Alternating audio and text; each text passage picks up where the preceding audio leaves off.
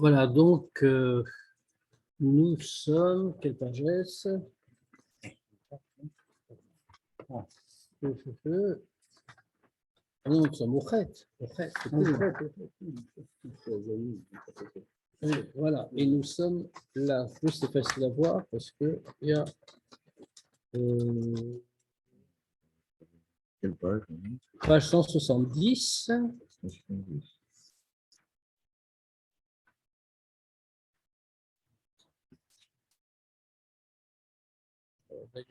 Où je suis là.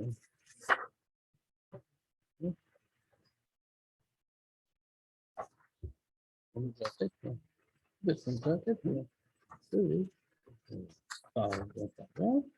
Non. Ah bah, tu es dans Charaïrou de Emouna. J'aurais pu chercher longtemps, franchement. C'est pas votre moi je ne même pas tourné les pages. Voilà, on est page 195, Tzadikret, en bas de la page.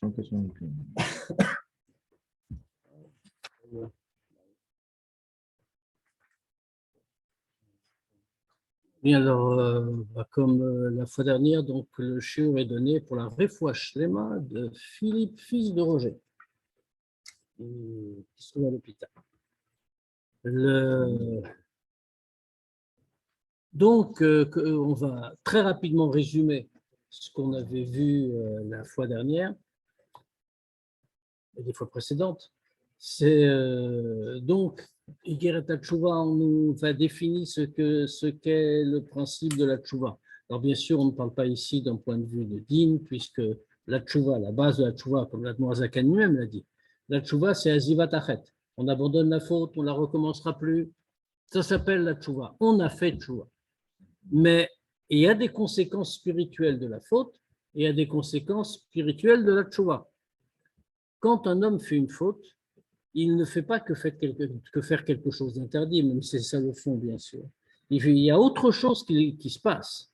Il est en train de toucher dans le nom même de Dieu, dans le Shem Havaya. Et alors on avait dit la conséquence est faute. On avait dit qu'il coupe le lien qu'il a avec Dieu. C'est comme ça qu'on avait commencé dans Igeret HaTshuva. Qu'il y a certaines fautes pour lesquelles il tranche net le lien. Les fautes qui sont punies de karet ou de mort prononcée par le Beddin.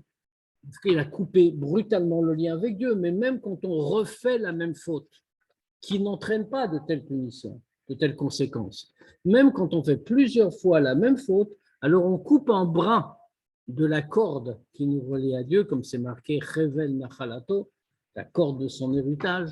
Donc c'est une image, bien sûr.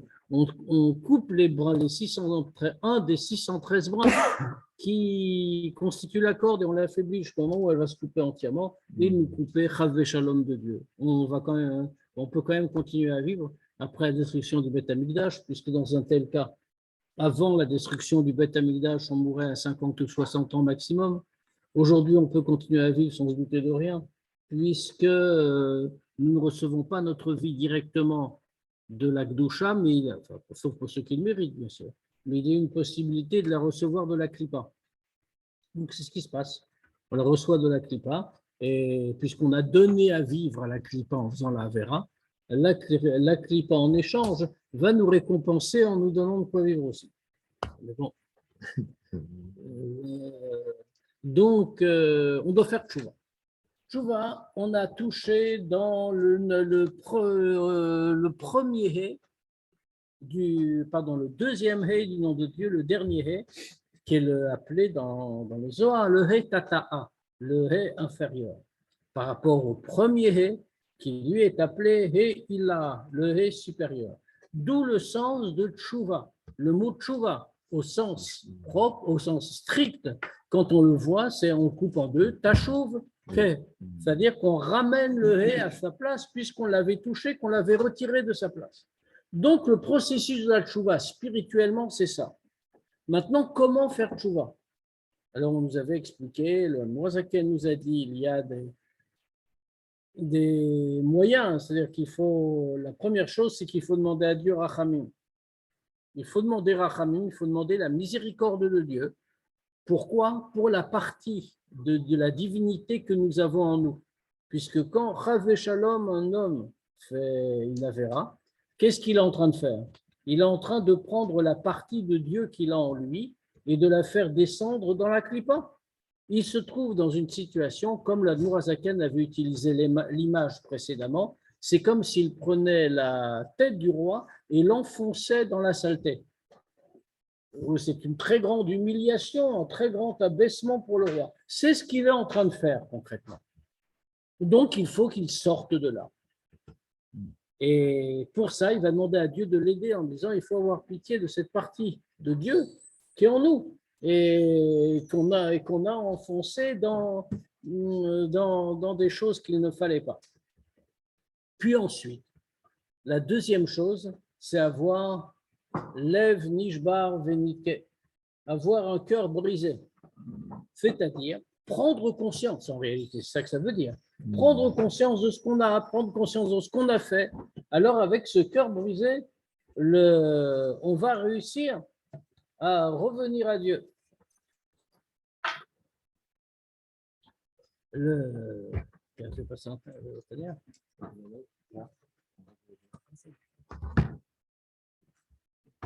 Donc, avec on va réussir à revenir à Dieu. L'Admour Hazaken nous a même dit quand est-ce qu'il faut le faire. Il y a des moments privilégiés pour ça. Alors, le moment privilégié, c'est Tikkun Chatzot. Alors, Tikkun Chatzot, comme on l'a dit abondamment, c'est pas pour nous. C'est hélas pas pour nous parce que nous ne sommes plus au niveau de Tikkun Chatzot en réalité. C'est-à-dire Tikkun Chatzot, ça ne veut pas dire qu'on se lève au milieu de la nuit, on est en pyjama, on dit rapidement le texte qu'il y a à lire qui parle de la destruction du Beth Amikdash, et puis dès qu'on a fini, alors on va retourner dans. Évidemment, on ne peut pas rester tout le temps réveillé parce qu'après il y a le travail le lendemain, etc. C'est évidemment pas du tout que fonctionne Tikkun Chatzot. Tikkun Chatzot est un moment spirituel très important. C'est le moment central de la nuit. Donc, il y a certains, dans le passé, c'était beaucoup plus répandu parce que les générations étaient plus élevées. Il y a encore aujourd'hui des gens, certains, à qui les tzadikim ont pu dire, toi, tu vas faire Tikkun Chatzot, mais ce n'est pas pour tout le monde. Si on ne fait pas Tikkun Chatzot, qu'est-ce qu'on fait? Alors, il faut au moins avoir une fois par semaine, ou au moins une fois par mois. Et on recommande le jeudi soir. Pourquoi le jeudi soir? Si c'est qu'une fois par semaine. D'abord, ça pourrait être chaque jour. Chaque jour avant d'aller dormir, parce que la lecture du schéma avant de dormir, c'est aussi à ça que ça sert, à faire le bilan de la journée. Maintenant, ça peut être aussi une fois par semaine, le jeudi soir, par exemple, là en Shabbat, ou des choses comme ça. Donc, de cette façon-là, en réveillant les Yud Gimel Midot HaRachamim, et on a besoin des Yud Gimel Midot HaRachamim en réalité, parce que les 13 attributs de miséricorde sont au-dessus des autres degrés, et donc elles permettent de réparer par leur intervention. Et donc on a besoin de demander l'intervention des Yud Gimel Midot HaRachamim, de demander la pitié de Dieu, la miséricorde de Dieu, comme on a dit, et par le cœur brisé, on va faire que la clipa va être brisée. Parce que qu'est-ce que c'est que l'idée en réalité? Pourquoi le cœur brisé est important? Parce que cette idée de cœur brisé, qu'est-ce que ça veut dire? Ça veut dire qu'on se rabaisse, on ne se considère plus comme l'essentiel. On perd de sa métier, de sa personnalité, de sa puissance. Or, qu'est-ce que c'est que la clipa? La clipa, la sitra achara, ce qu'elle veut, c'est au contraire grandir, être de plus en plus forte, de plus en plus présente. Et quand elle se retrouve devant quelqu'un qui est en train de rabaisser les choses, alors elle-même se retire. Et donc, on peut comme ça chasser, comme il a dit ici, mettre fin à la yenika lechitsonim, à la succion des clipotes qui recherchent la vitalité là où elle se trouve. Et donc, à ce moment-là, on fait de cette manière-là, il n'y aura plus l'intervention de la clipa. Et puisqu'il n'y a plus l'intervention de la clipa, alors on va ramener le He Tata à son endroit pour qu'il se rattache avec le Yud Ke Vav et compléter le nom de Dieu. Et ça, c'est en haut, mais ça a des conséquences évidentes en bas, parce que jusqu'à présent, il y avait des fautes qui nous séparaient de Dieu, puisque rien ne peut jamais séparer un juif de Dieu. sauf les fautes.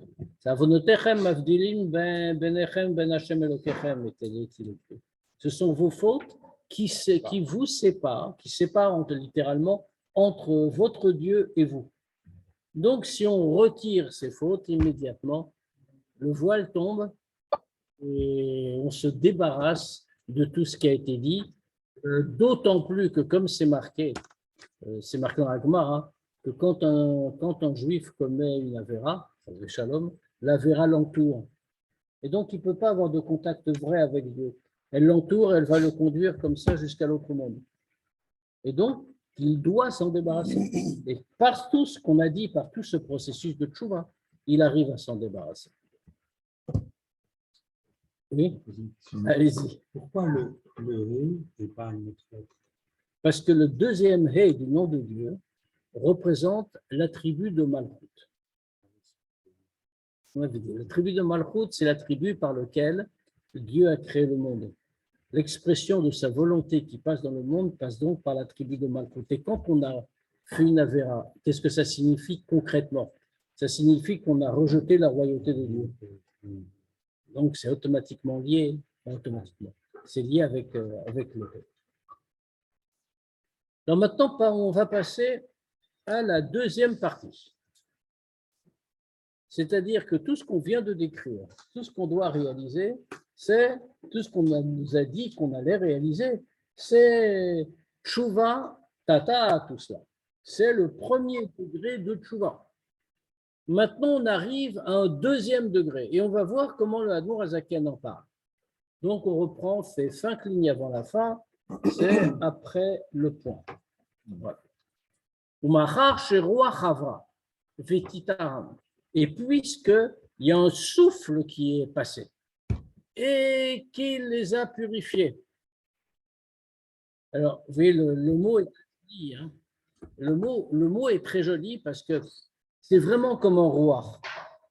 À ce sujet, le rabbi compare la situation à un grand vent qui vient et qui enlève les nuages. Parce que finalement, qu'est-ce qui fait qu'on ne voit pas Dieu, qu'on a perdu le contact avec Dieu? Ça se compare à un nuage épais qui bouche le ciel, si l'on peut dire. Il faut qu'un grand vent vienne et chasse tous ces nuages. Et donc ici, maintenant, par notre effort, la tchouva est venue de nous, bien sûr. Donc, Dieu certainement nous a aidés, on a demandé miséricorde, tous ces sujets-là. Mais essentiellement, c'est venu de nous. Maintenant, Roi Chavra, le souffle est venu, le souffle de vent qui a chassé tous ces nuages spirituels. Alors, dans ce cas-là, on s'est purifié. Azai tuchal nafsham lashuv adavaye baruchu mamash. Alors maintenant, leur âme peut revenir jusqu'à Avaye Baruchu vraiment. On va aller jusqu'au point et après on va s'y arrêter. Velalot mala mala et s'élever de plus en plus haut. Limkora jusqu'à sa source. Les dafkabo yidbarer beyichud nifla pour s'unir avec lui dans une unité merveilleuse. Qu'est-ce que ça veut dire? Ça veut dire la chose suivante. Nous avons, d'une certaine façon, on peut dire qu'il y a 3 degrés de l'âme. Enfin, 3 grands niveaux où l'âme peut se trouver. Je m'exprime mal. 3 grands niveaux où l'âme peut se trouver. Le premier niveau, celui que nous connaissons tous, c'est quand l'âme est dans notre corps. Bon, elle doit vivre comme nous vivons. Il y a un niveau plus haut où l'âme n'est pas dans notre corps, où elle est auprès de Dieu. Mais dans la mesure où elle est encore distinguable, on est en train de dire il y a Dieu et puis il y a l'âme que Dieu a faite. Pas encore insufflée, mais elle est déjà faite. Et puis il y a un 3e degré qui est l'âme avant même qu'elle apparaisse. Autrement dit, l'âme est préexistante, bien sûr, puisque l'âme, c'est une partie de Dieu. Quand elle est totalement unie avec Akadosh Baruch Hu, elle est totalement unie avec Dieu. Alors, on comprend ce que ça veut dire, parce qu'il est bien évident qu'il y a une différence, pas d'essence, bien sûr, mais dans la réalité de la vie, une différence entre l'âme telle qu'elle est dans notre corps et l'âme telle qu'elle est chez Dieu. L'âme telle qu'elle est dans notre corps, elle doit composer avec le monde matériel, c'est-à-dire avec ce que nous faisons, ce que nous sommes. L'âme, comme elle est auprès de Dieu, elle est parfaite. Mais il y a plus haut que cela. Pourquoi? Parce que, évidemment, à partir du moment où elle existe, où elle est définie comme une âme, elle est d'une certaine manière, à un certain degré, détachée de la divinité. Alors, pas détachée, bien sûr, mais elle existe en tant que telle. Donc, il y a un degré supérieur. Quand elle est totalement unie avec lui. Le degré de Tchouvaïla dont nous allons parler, c'est ce tout premier degré. Revenir à ce niveau-là, tout en étant en bas, bien sûr. Il ne s'agit pas de monter dans l'autre monde et de disparaître dans ce monde, de choses comme ça. On ne parle absolument pas de ça. Mais dans ce monde, d'arriver à ce degré-là. Ça, c'est Tchouvaïla.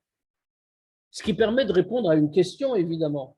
Parce qu'en vérité, si on ne précise pas ça, c'est pour ça que je le dis en introduction avant qu'on avance, c'est qu'on ne comprend absolument pas pourquoi le Admor Hazaken nous enseigne ça. Qu'est-ce qu'on a dit? On a défini depuis le début la tchouva. Et on a dit ce premier degré de tchouva, on a enlevé toutes les avérotes. Oui, c'était ça l'aboutissement.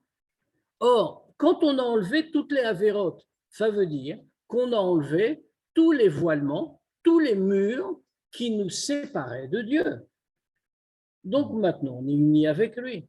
Si nous avons fait tchouva, nous sommes unis avec lui. Donc, à quoi sert l'idée de tchouvaïla? Pourquoi nous dit-on? On l'a dit d'entrée de jeu. Hein. Il y a tchouva tata, tchouvaïla. On a porté atteinte au deuxième hé tata, il faut tchouva tata. Maintenant, il y a aussi héila, il faut tchouvaïla. Mais pourquoi? C'est ça toute la question implicite.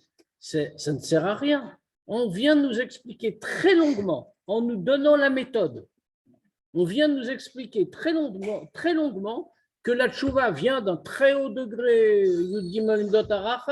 etc., etc. Donc, on vient de nous dire que finalement, tout ça, c'était tout ce qui nous séparait. Tiens, tu prends ta main. Oui, bien sûr. La tchouva, c'est nous qui la faisons, et personne d'autre. Et Dieu ne la fera pas pour nous. Autrement dit, c'est à nous de réaliser, de chasser, comme on a dit. Roi Chavra, il y a un vent qui s'est levé, qui a chassé les nuages, qui a chassé tous les voilements. Mais dans ce cas-là, il n'y a plus de barrière, il n'y a plus rien qui nous sépare de l'union avec Dieu. Mais si c'est le cas, il n'y a aucune raison qu'on ait besoin de tchouvaïla. Donc, pourquoi est-ce que le concept existe et pourquoi est-ce qu'on va en parler?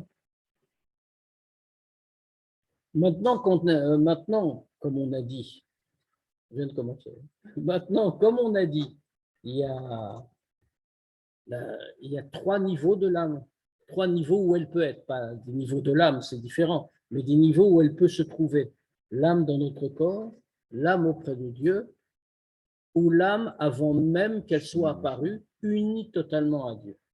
Or, c'est ce qu'on va expliquer. C'est que le degré de Tchouvaïla, c'est le tout premier. C'est l'âme quand elle n'est pas encore apparue, quand elle est totalement unie avec Dieu. Et on le voit dans le texte, les 2 lignes qu'on vient de lire.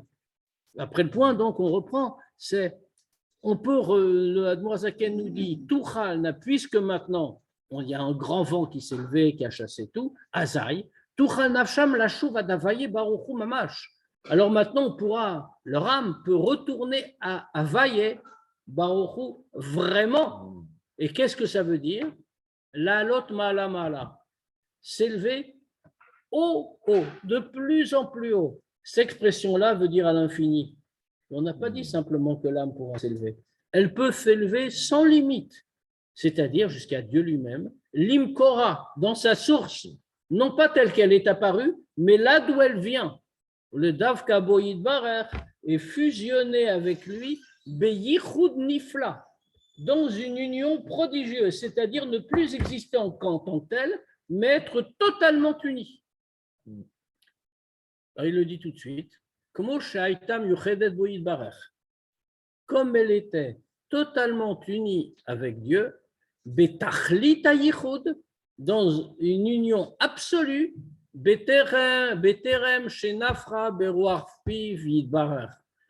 avant qu'il souffle du souffle de sa bouche, les raids, les matas, les klavesh begouf, pour qu'elle descende en bas et qu'elle s'habille dans un corps.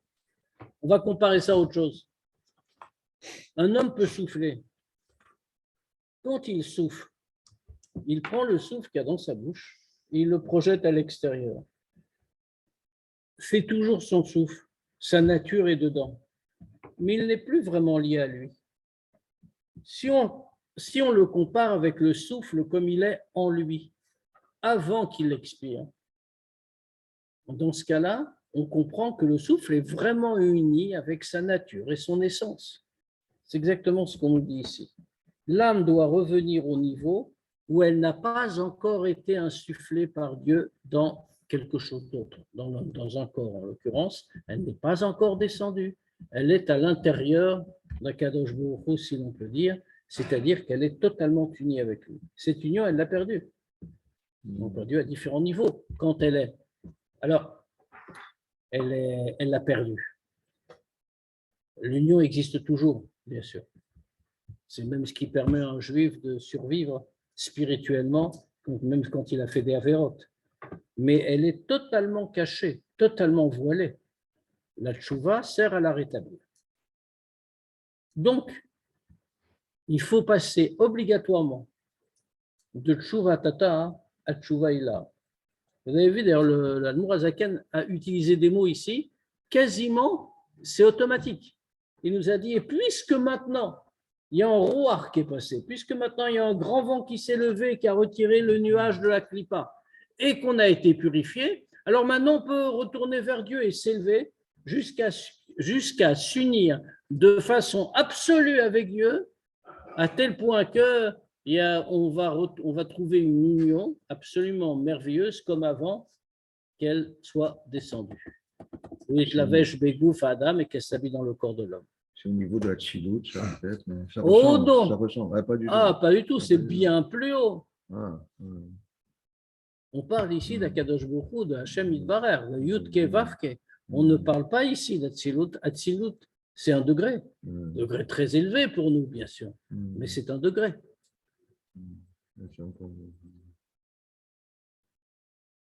Donc, moi, comme l'exemple qu'on a donné à l'instant, à Adam, Anofer, Beroar Piv, comme l'homme qui souffle, avec le souffle de sa bouche, Beterem Sheyotse Aruach Mipiv, Umiuchad Benavsho. Tant que le souffle n'est pas sorti de sa bouche, alors il est totalement uni avec sa vie.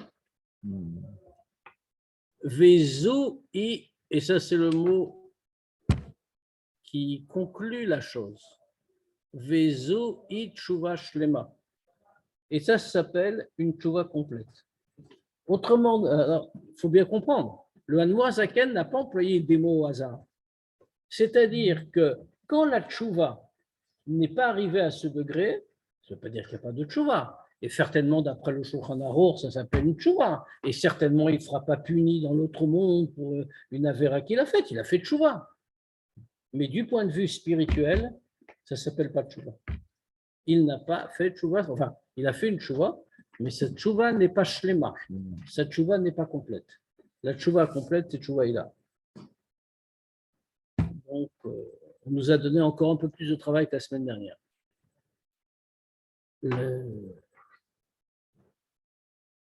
On va mieux définir. La fin du chapitre, ici, il y a quelques lignes, mais quelques lignes sont très riches et qui sont consacrées justement à définir ce qu'est Tchouva Ila.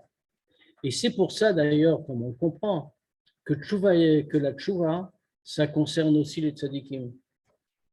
Ce qui est un grand chidouche de Chassidut, de manière générale, puisqu'on a l'habitude de penser que la Tchouva, c'est pour qui? C'est pour des gens de qualité inférieure qui ont besoin de Tchouva. Mais ça, c'est vrai si on parle de Tchouva Tatar. Il y a des gens qui ont fait des avérotes. Par définition, un tzaddik n'a pas fait de avérotes. Donc, qu'est-ce qu'il va faire avec la Tchouva? Mais ça, c'est vrai pour le degré de Tchouva Tatar. Mais pour le degré de Tchouva Ila, alors ça, c'est totalement autre chose. Même un tzaddik a besoin de Tchouva Ila, puisque par le seul fait qu'il existe dans ce monde, il a un certain éloignement, un certain détachement. Et donc, il a aussi besoin d'une forme plus haute, mais aussi d'une forme de tchouva. Et donc, ça, c'est tchouva ilah. Et pour nous, on a tchouva shlema à ce moment-là. Vine, prinat yechudze ve tchouvazo, i prinat tchouva ilah, shelacha tchouva tatar.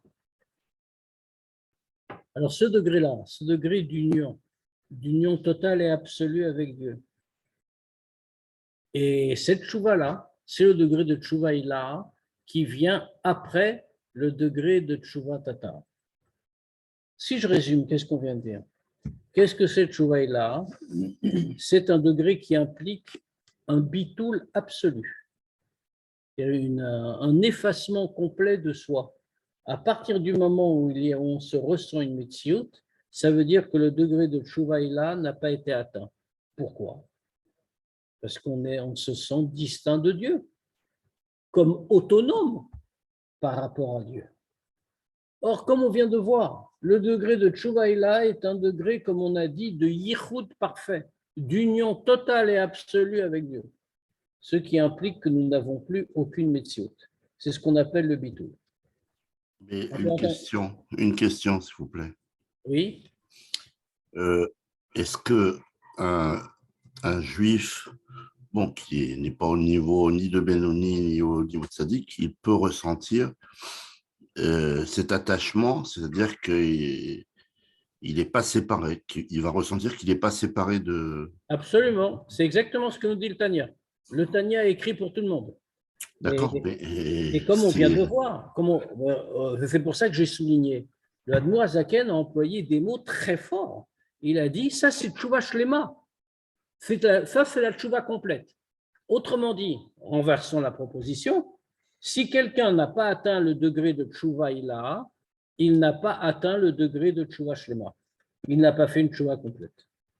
Ce qui ne veut pas dire qu'il n'a rien fait, encore une fois.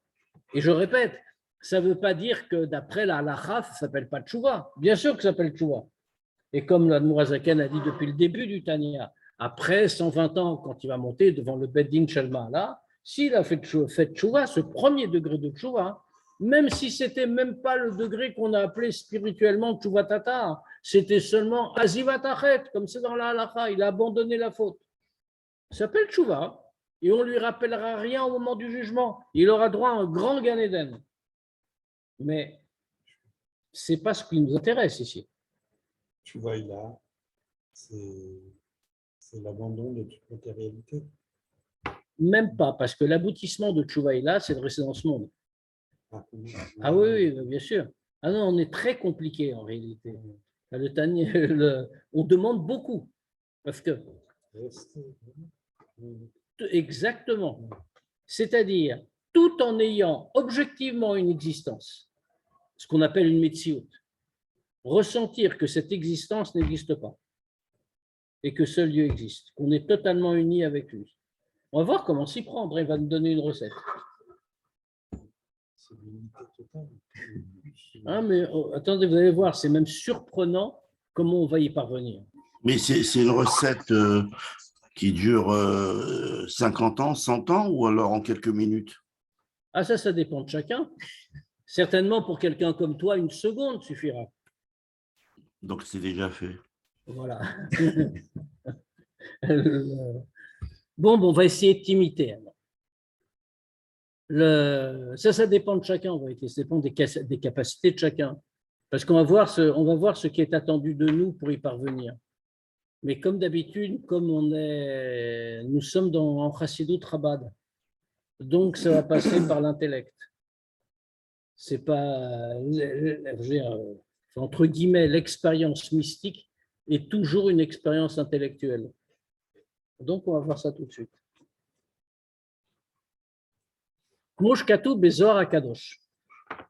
Comme c'est écrit dans le Zohar Akadosh, Raya Memna, Parshat Naso.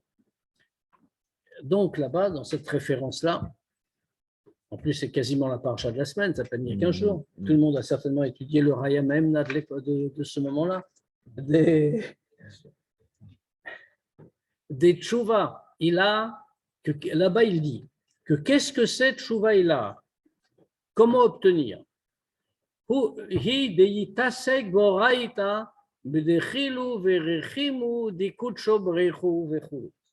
Ça a l'air tout simple, hein, comme ça. C'est qu'on va se consacrer à la Torah, étudier, pour dire les choses simplement, itasek, c'est-à-dire s'occuper, se consacrer, simplement étudier. Étudier la Torah, bedechilu verechimu, avec l'amour et la crainte de Dieu, d'Akadosh Baruch Hu. Autrement dit, le chemin de Tchouva Ilah, c'est l'étude. Quel rapport avec l'étude? Pourquoi l'étude?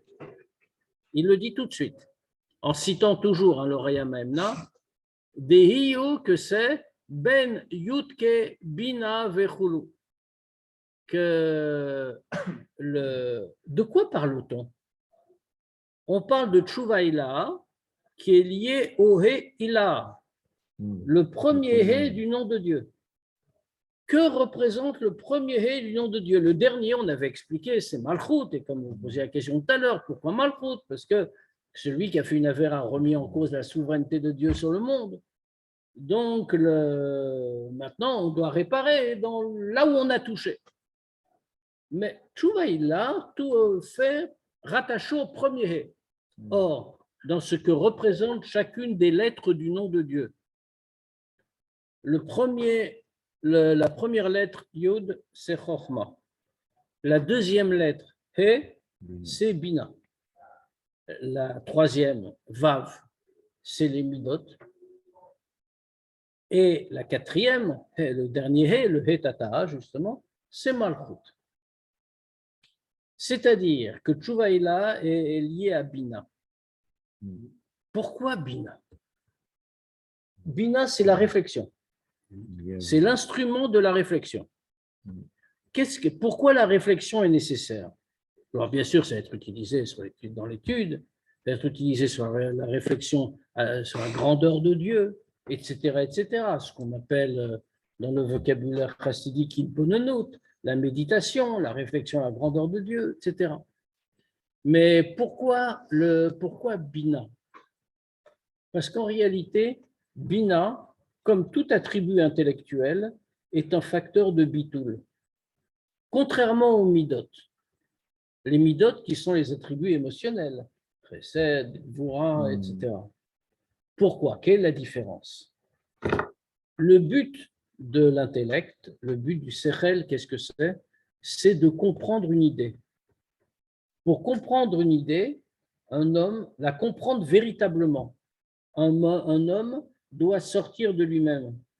D'une certaine manière, il ne doit plus exister. Pourquoi? Parce que sinon, il regardera l'idée qu'il doit comprendre avec ses a priori, avec ce qu'il est, sa manière de voir, de comprendre, de juger.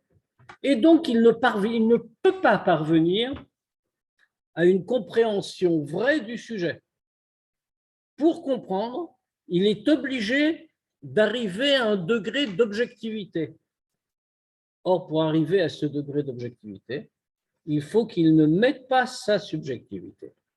Autrement dit, qui est naturel alors, ce n'est pas un reproche. Autrement dit, la relation de celui qui étudie avec l'idée à comprendre, c'est une relation où l'homme se met derrière, il n'existe plus, il laisse parler l'idée. Autrement dit, l'étude l'a conduit au bitoul. Inversement, les midot, qu'est-ce que c'est? Alors, on ne dit pas encore que c'est, encore une fois, ça ne veut pas dire que les midot, c'est négatif. Les midot sont nécessaires. Mais il y a quelque chose. Ava, Yira, etc., etc. Par exemple, parlons dans la vie quotidienne. Si j'aime quelque chose, je déteste quelque chose, ce n'est pas la chose qui est mise en valeur, c'est mon attitude par rapport à la chose. Autrement dit, les midot, les émotions, encouragent le sentiment de sa propre existence, alors que l'intellect l'annule. Tchouva Tata va donc être lié essentiellement au midot, parce que c'est l'homme qui veut réparer. Tchouvaïla va obligatoirement être lié à la réflexion, à l'intellect, parce que c'est une fonction de détachement. Ah, c'est bien utilisé. Bah oui, bien sûr. Ah oui, bien sûr. Ah oui, non, parce qu'il y en a qui trichent, tu as raison. Il y en a qui trichent. Et que quand ils vont étudier quelque chose, ils vont mettre leur idée. C'est bien connu, hein, ce travers-là, il est bien connu, y compris en dehors de la Torah, dans l'usage qu'on fait de l'intellect. Quelqu'un peut, par exemple, au lieu d'étudier quelque chose et de laisser la vérité de la chose apparaître, qu'est-ce qu'il va faire? Il va y mettre les idées qu'il avait déjà et chercher dans la chose ce qui confirme ses idées. Ça, c'est une escroquerie intellectuelle. Oui, mais en même temps, vous dites qu'il faut qu'il le fasse avec amour et crainte. Bravo. Excellente question, j'allais y venir.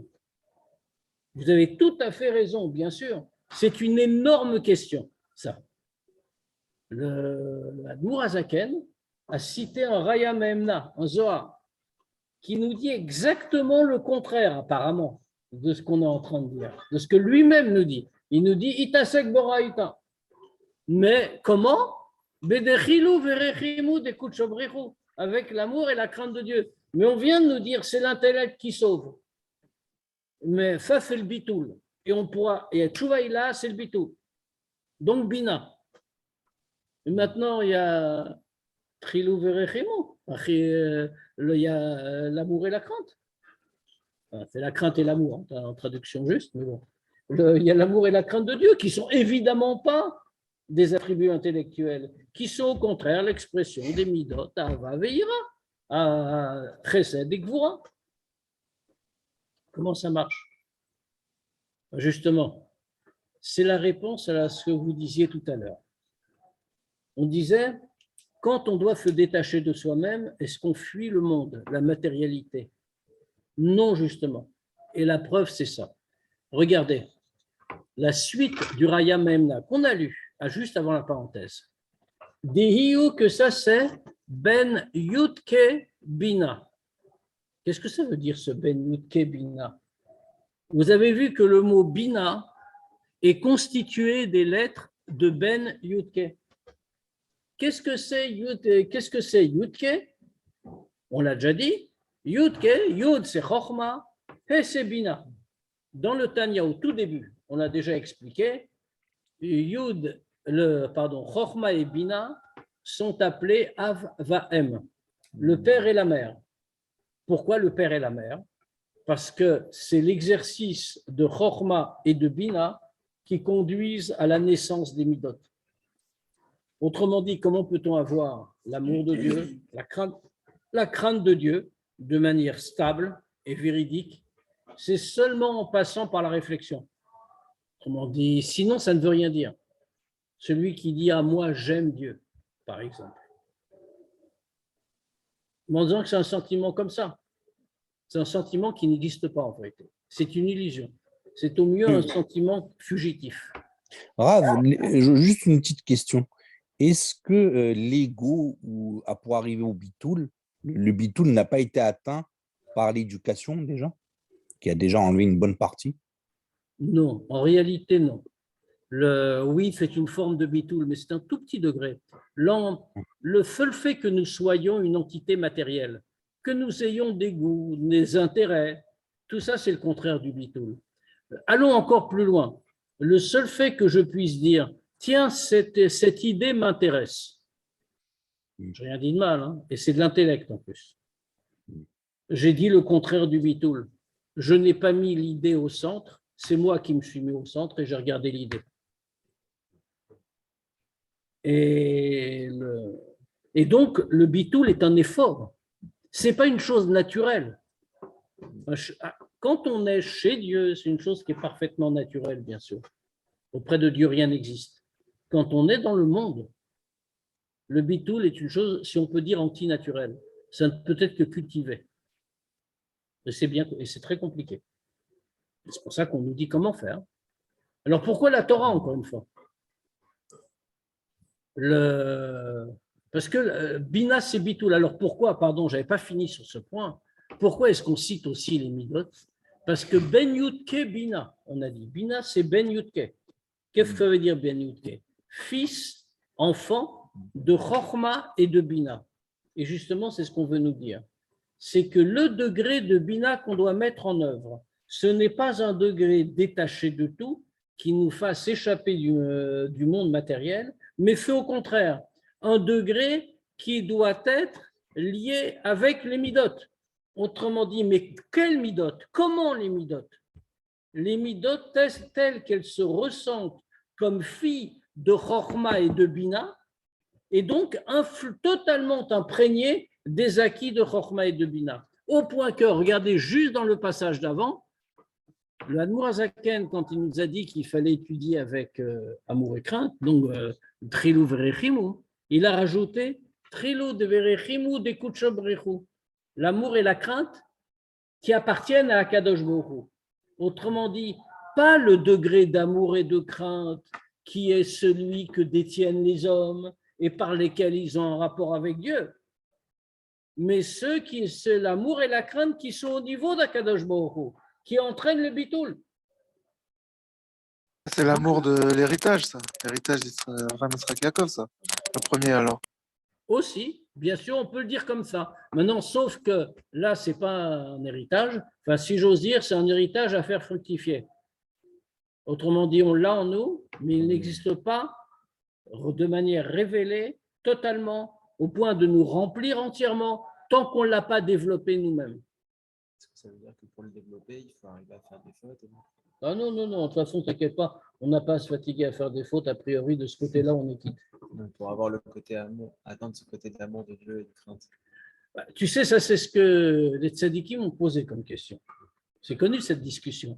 Les tzadikim ont dit, on va terminer d'ailleurs, enfin, tout à fait à la fin, là, dans les lignes qu'on va lire, ils ont dit, puisque la tchouva est tellement, c'est un tellement haut degré, donc peut-être nous, tzadikim, devons faire une petite faute, comme ça on aura quelque chose, comme ça on va faire tchouva, on va arriver au degré de Baal Tchouva. Et à la fin, ils ont répondu qu'ils n'allaient pas le faire. Pourquoi? Parce que quand on a un contact avec la clipa, alors on sait comment y aller, mais on n'est pas sûr de connaître le chemin du retour. Mais sinon, effectivement, il y a une vraie idée. Maintenant, nous ne sommes pas dans cette situation. Et comme on l'a dit, la tchouva est là, même un tzaddik doit l'attendre. Maintenant, il n'atteint pas, il n'a pas besoin de passer par tchouva tata, lui. Il passera directement à tchouva ila. Donc ici, alors pourquoi l'étude de la Torah? Parce que comme on l'a dit, l'étude de la Torah, Bina, c'est la marque du bitoul parfait. Parce que qu'est-ce que c'est que la Torah? Comme on a l'habitude de le dire, la Torah n'est pas qu'un savoir, ce n'est pas une connaissance, même pas simplement la sagesse de Dieu. La tchouva, c'est Akadosh Baruch Hu lui-même. La Torah, qu'est-ce que j'ai dit? La tchouva, pardon. Là, c'est une preuve de bitoul, je ne sais plus ce que je dis. La Torah, donc, c'est Akadosh Baruch Hu lui-même. Ça signifie que quand on étudie la Torah, on s'attache directement avec Akadosh Baruch Hu, à condition de ne pas faire d'intermédiaire, à condition de ne pas faire d'intermédiaire, j'emploie un mauvais mot, à condition de ne pas créer soi-même d'obstacles. C'est-à-dire étudier la Torah et non pas dire c'est moi qui étudie la Torah, moi je comprends, moi je pense, etc. etc. C'est l'idée justement de Bina, laisser apparaître l'idée. Alors maintenant, une fois qu'on a fait ça, c'est merveilleux, mais malgré tout, il y a une supériorité des Baalei Tchouva. Malad Baalei Tchouva, la tzadikim gumurim. Maintenant, la supériorité des Baalei Tchouva sur les tzadikim parfaits, basés dans ce sujet-là, c'est comme c'est marqué dans le Zohar, dans la paracha de Chaye Sarah, la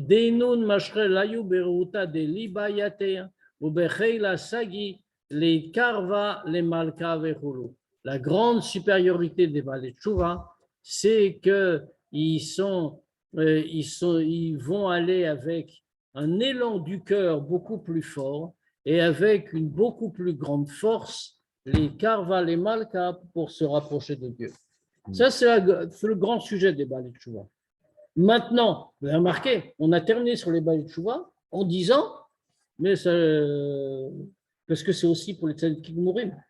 Il n'y a pas que qui sont concernés. Maintenant, le Baal Tshuva a quelque chose de plus. Le Baal Tshuva aura un élan beaucoup plus fort pour réaliser tout cela. Pourquoi? Parce qu'il manque justement, il ressent le manque. Et donc, lui veut davantage, par définition, s'unir avec Dieu. On va s'arrêter là pour le moment, je pense.